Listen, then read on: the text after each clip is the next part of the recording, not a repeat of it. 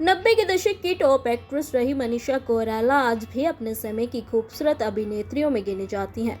55 की उम्र में भी खुद को स्टाइलिश कैसे रखना है मनीषा अच्छे से जानती हैं। तभी तो एक इवेंट पे उन्होंने जमकर अपने सफेद बालों को फ्लॉन्ट किया। मनीषा आज अकेले जिंदगी बिता रही हैं, लेकिन एक वक्त ऐसा भी था जब उनके 12 अफेयर रहे। मनीषा कोइराला का नाम कई लोगों के साथ जुड़ा। इसमें नाना पाटेकर का नाम भी शामिल है, जिनके साथ उनके प्यार के खूब चर्चे हुए।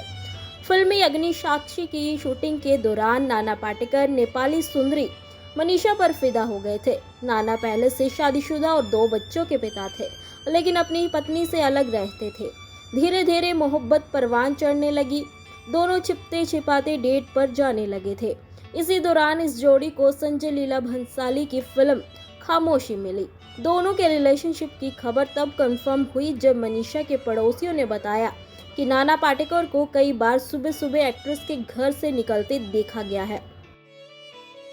वो एक दूसरे से प्यार करते थे, लेकिन दोनों ही काफी गुस्से वाले थे।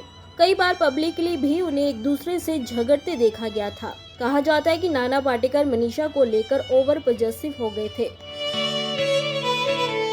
वे मनीषा को को एक्टर संग इंटीमेट सीन देने पर भी एतराज करते थे। यहाँ तक कि मनीषा के कपड़ों को लेकर भी नाना पाटेकर को आपत्ति थी। हद से ज्यादा टोका टाकी से मनीषा तंग आ चुकी थी, जिस वजह से उनके बीच दूरियां बढ़ती गई। उनके रिश्ते में उस समय भूचाल आया जब मनीषा कोइराला ने नाना पाटेकर को आयशा जुल्का के साथ एक बंद कमरे में पकड़ा था। मनीषा बेहद गुस्से में थी और आयशा जुल्का को नाना पाटेकर से दूर जाने की चेतावनी दी थी। हालांकि नाना को इन सब से कोई फर्क नहीं पड़ा। उन्होंने मनीषा को ना तो मनाने की कोशिश की और ना ही समझाने की, जिसके बाद दोनों का रिश्ता खत्म हो गया। साल 2010 में मनीषा ने नेपाली बिजनेसमैन सम्राट दहल से शादी की। हालांकि शादी के 2 साल बाद यानी कि 2012 में दोनों का तलाक हो गया। मनीषा डॉक्टर बनना चाहती थी, लेकिन मॉडलिंग ने फिल्मी दुनिया के दरवाजे उनके लिए खोल दिए। उन्होंने फिल्म सौदागर से एंट्री ली। पहली ही फिल्म उनकी ब्लॉकबस्टर रही। इसके बाद मनीषा ने क्रिमिनल बॉम्बे, अकेले हम अकेले तुम, मन, खामोशी, गुप्त, कच्चे धागे, तुलसी जैसी कई फिल्मों में अपनी एक्टिंग का जलवा दिखाया।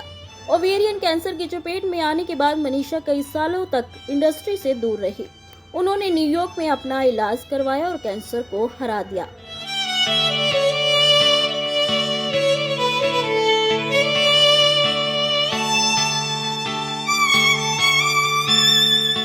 ऐसे ही और वीडियोस के लिए आप नारी के पेज को YouTube पर सब्सक्राइब, फेसबुक पर लाइक और इंस्टा पर फॉलो करना ना भूलें।